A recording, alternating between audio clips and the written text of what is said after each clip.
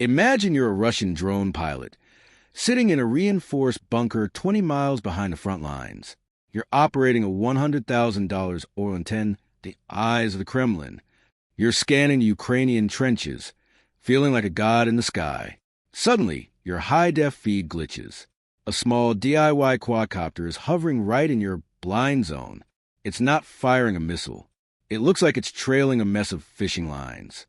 Before you can even bank left, your screen goes black. Your engine seizes. You aren't being blown up. You're being kidnapped. This is the Aerotrawl. It doesn't explode. It doesn't fire bullets. And it costs less than a cheap lunch in London. Yet, in the blood-soaked theater of February 2026, this $20 hack is outsmarting Russia's most expensive black-budget electronic warfare. While the U.S. sends billion-dollar patriots, Ukrainian engineers are using spiderweb logic to snatch the Great Bear's eyes right out of the sky. By early 2026, Ukraine has become a drone superpower, aiming for 8 million units a year. But the real headline is the 40,000 dedicated interceptor units hitting the front lines right now. This is a story of how a piece of string defeated a superpower. To understand the Aerotrawl, you have to understand the technical gore of the 800-mile front line. This isn't a traditional war. It's an industrial-scale slaughter. By 2026, the trenches have turned into a zero dark 30 kill zone, where if you could be seen, you could be killed. The front line is a living, breathing entity that requires constant surveillance. Satellite imagery overlay. The 800-mile front line glowing with electronic signatures versus the silent Aerotrawl units. Russia uses its Zala and Orlan drones as a main line of their artillery strategy. If a Russian drone spots a Ukrainian Leopard tank, that tank is zeroed out by a laser-guided Krasnopol shell within 180 seconds. Ukraine's survival depends on one thing, blinding the bear. But when your enemy is launching thousands of drones a month, you can't rely on expensive Western tech alone. You need a solution that scales at the speed of the meat grinder. The West sent the top-shelf gear, Patriot missiles and Iris-T systems. These are marvels of engineering, but in the context of a 2026 drone swarm, they are a total snafu. A single Patriot missile costs roughly $2 million. A Russian FPV drone costs $500. Side-by-side comparison. Patriot missile, $2 million, versus Aerotrawl, $18.50, with a cost per kill counter-spinning at the bottom. You don't need a math degree to see that this is a financial suicide mission for the West. Even the German Gepard tanks, which use 35mm shells to shred drones, have a limit. They are heavy. They are targets for suicide drones themselves, and they can't be everywhere at once. Ukraine realized that the only way to win a drone war is to fight drones with drones. But ramming a $500 Ukrainian drone into a $500 Russian drone is just a one-for-one trade. They needed a multiple-kill asset, something that could survive the engagement. Ukrainian infantry tried mounting 12-gauge shotguns onto quadcopters.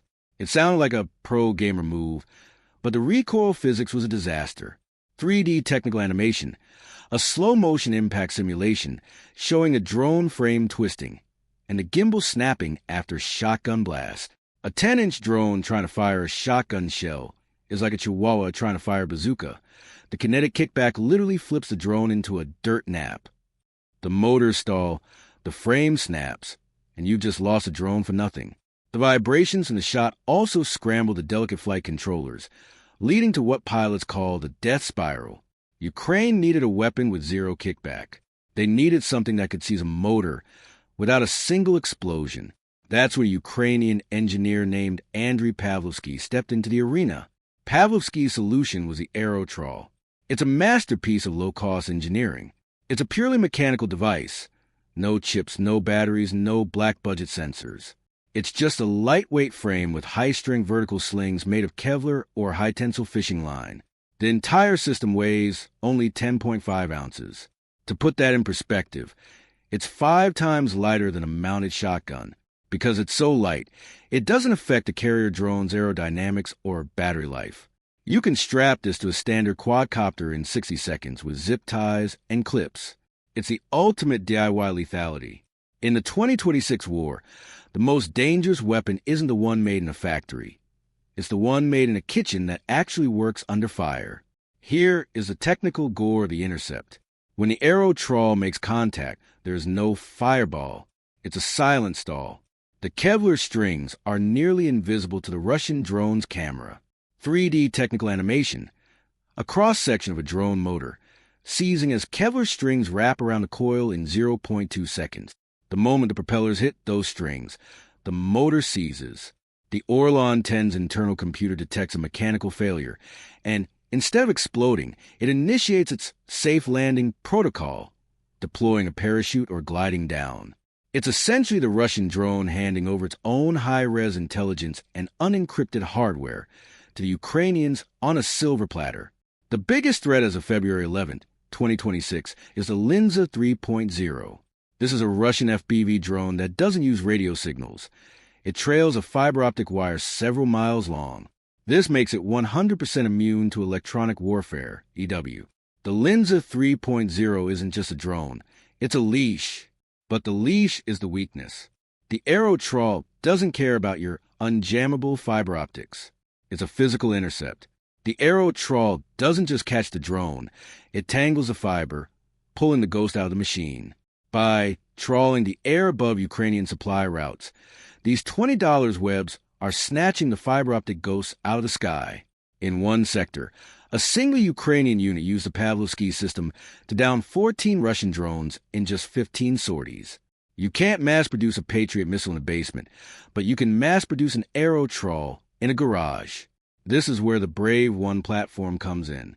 It's the decentralized hub of the 2026 Ukrainian war machine. It allows frontline units to request these $18.50 units directly from independent engineers. A single untrained person can assemble 10 of these a day. This is what keeps the Kremlin awake at night. Scalability. While Russia relies on a rigid, state-sponsored industrial complex, Ukraine is mainline NG DIY lethality. They are fighting a 21st century war with a decentralized, crowdsourced defense that is impossible to target with a single missile. When an arrow trawl kidnaps a Russian drone, the mission is only half over.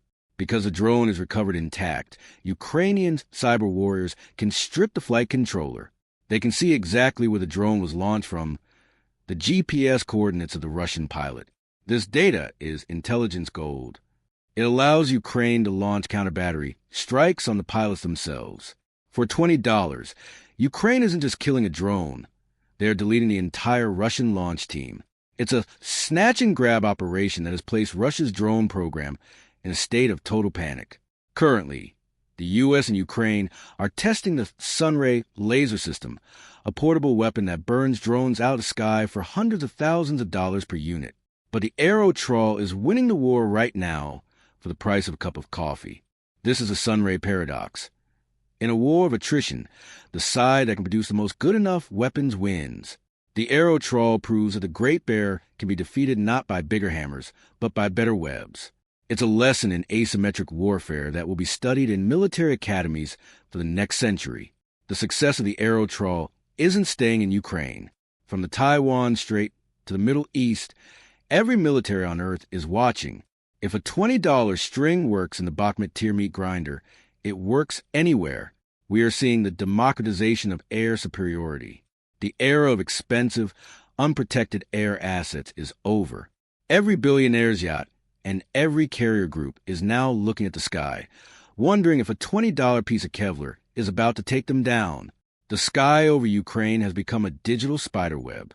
Russia's $100,000 drones are being brought down by $20 of ingenuity. But while the ground war is fought with strings, the stratosphere belongs to the ghosts. The Russian military thought they could own the air with numbers, but they learned the hard way that in 2026, the sky has a web. And once you're caught, there is no reboot button. This is the Origin Untold. If you want to see the $2 billion ghost that doesn't need strings to stay invisible, watch our deep dive on the B-2 Spirit Bomber. And if you want to see the absolute resolve play out in the Americas, check out our 2026 Venezuela invasion report. Join the inner circle. Hit subscribe.